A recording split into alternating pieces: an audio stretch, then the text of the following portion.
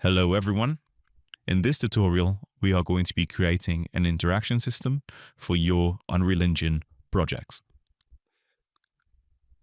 Right here, I have a default template, a third person template, and I'm using Unreal Engine 5.4.4.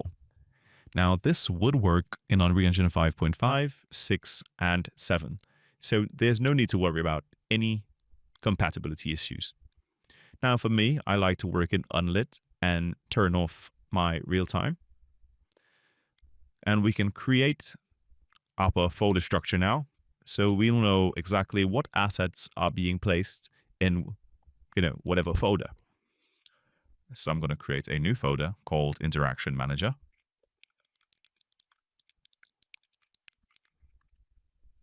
Now, in this folder, we'll need a few others.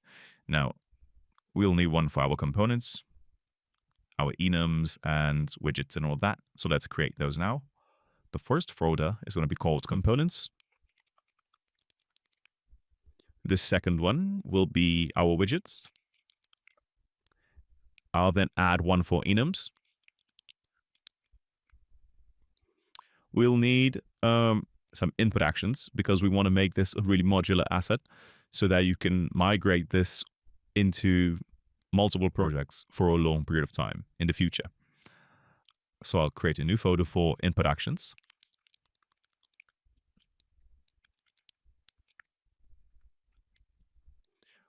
We're going to be using some materials as well. So for our UI elements, I'll create a new folder called Materials.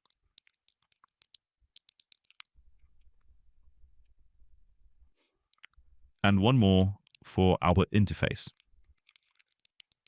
right? Because we'll need to pass some data along, and the interface is the best way to do it for this project. So I'm going to start off with the components folder. I'm going to open this up, right-click, and create a new blueprint class of type actor component, and I'll call this AC_interaction manager. Now, this component will be slotted in your player character blueprint in the components tab. I'm not going to add it just yet. So let's head back and create the rest of our blueprint classes. I'll then duplicate this component and I'll call this AC for actor components _ item settings. For each item that you have in the world, it will contain this component. So you don't need to do any duplicating or copying of any logic. Your master class will contain this component, and the child classes of the main actor class will inherit all of the functionality that we need. In our enums folder, I'll create a new blueprint enumeration, and I'll call this E_interaction type. Now, this enum is what we'll use to decide whether it's a hold, or a press interaction type.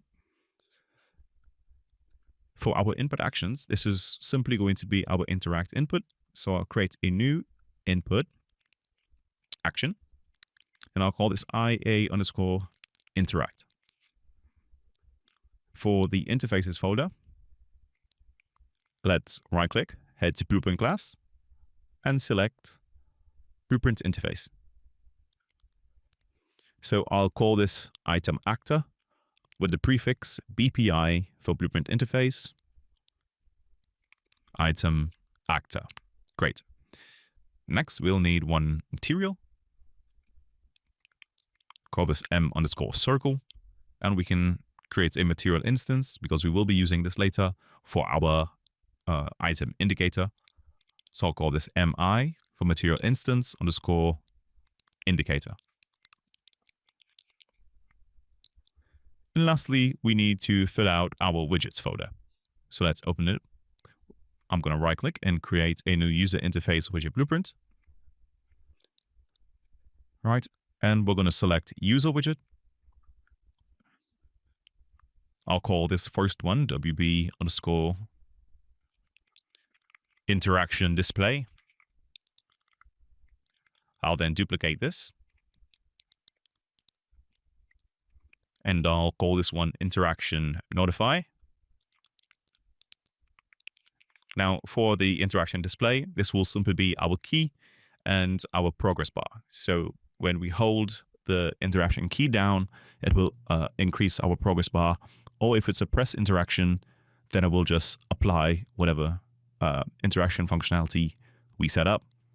For the interaction notify, this is what we'll be using to give the player some feedback to say, hey, you just picked something up. And lastly, we'll need a container to stack all of the interaction notifies for each item that you pick up. If for some reason you pick up multiple items in rapid succession or something. So I'll duplicate this and I'll call this WB underscore interaction notify display.